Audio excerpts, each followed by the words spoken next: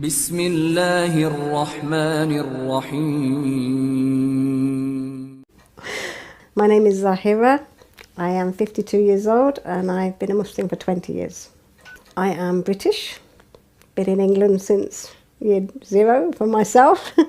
My mum and dad weren't practicing Christianity at all, didn't even call themselves Christians, didn't go to church, didn't do anything. I took myself to church for the choir. I liked singing, so I went to choir and went there for about 3 or 4 years, 2 different churches, but didn't really believe, I'd say. You used to wear the cassock and the little frilly thing and all that type of thing, and I used to sing. That's what I like to do. But I didn't really believe in God at that point, I'll be honest. From 1994, I started to bike ride from St James to Brackmills in Northampton, which is about a 5-mile bike ride, day there and back. And I started to take notice of creation, the sky, the birds. I love birds. The birds, the grass, the just even through the elements, because I went through spring, summer, winter, all of them, and I saw the snow. I cycled in snow. But anyway, it was the creation that I fell in love with, I'd be honest. And I started to understand that there must be a creator, that there must be a God who made all of this, because it was just too beautiful to take in. After about 2 years, that went on for about 2 years, and I started to think that there must be some rules and regulations, something different, because I was still drinking alcohol at that point. I was actually smoking at that point. I was doing everything that a non-Muslim would do. But I realised that I needed some goals. I needed something to give me some rules, which I didn't have. I was still able to do what I wanted to do. So I started to look at faith. I started to look at religion. And I went everywhere that talked about God. I went to sit with Mormons who told me I couldn't drink Coke or drink coffee, which I wasn't drinking a lot of, but, to tell me not to do those things, it was quite hard. I sat with Christians who I'd heard before. Christianity was something I'd heard before. It's what I'd grown up with.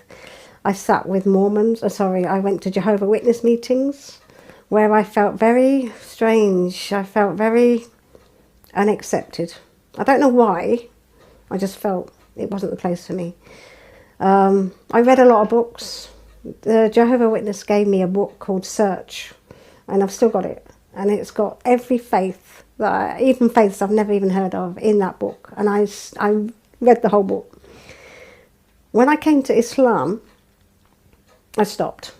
And the penny dropped. It was just like it opened a clear window for me. It was nothing confusing to me about Islam. It was one God, and everything else, everybody else was his creation. And that's what I'd been looking for all my life. Something that was going to give me purpose.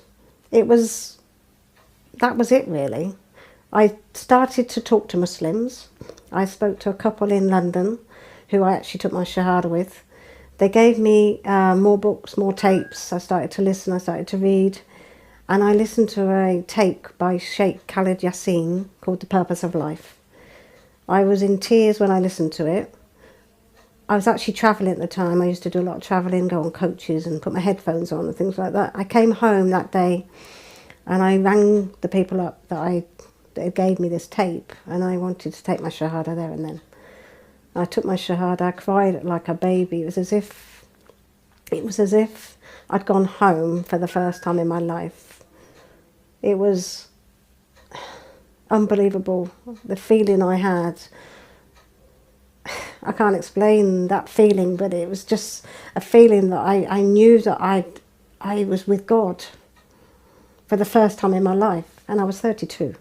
Islam has given me peace in my heart, because my life has not been easy, I'll be honest. I've had a lot of ups and downs in my life. And Islam is my ultimate peace. Even before I came in this room, I was thinking about God and asking him to be with me with this, and to and I never had that before. I wasn't brought up with the peace of God. I wasn't brought up with that. I was brought up with drinking and partying and Christmas and Easter and all these things that really didn't give me any depth. There was no depth in it.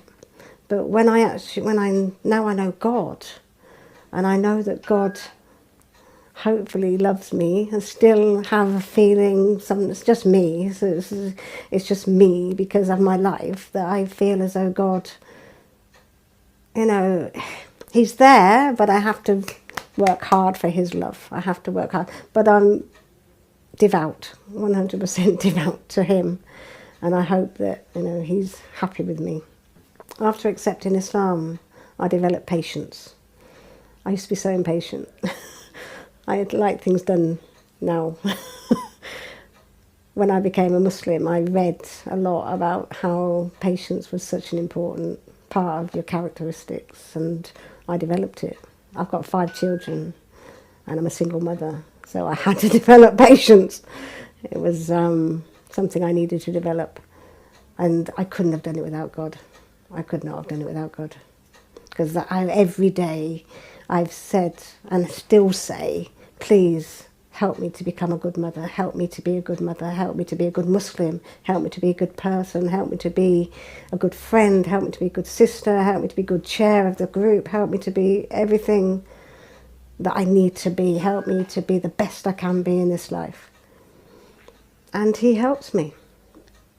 Not saying I'm the best, because I never will be. I never put myself on top of any pedestal, but I strive, and I know he helps me to strive. Regardless of whatever's going on in your lives, regardless of who you think you're going to upset, or who's not going to want to be with you anymore and reject you, God will never reject you. He'll always be there. And that's what gives you the peace. So if you're thinking about it, please research some more. Take small steps towards God. Open your heart and ask him to guide you. And go. Go. You'll never look back. Not in 20 years, I've never, ever thought I'd made the wrong mistake, the wrong decision. And that is the only thing in life that is worth being alive for. Peace be with you.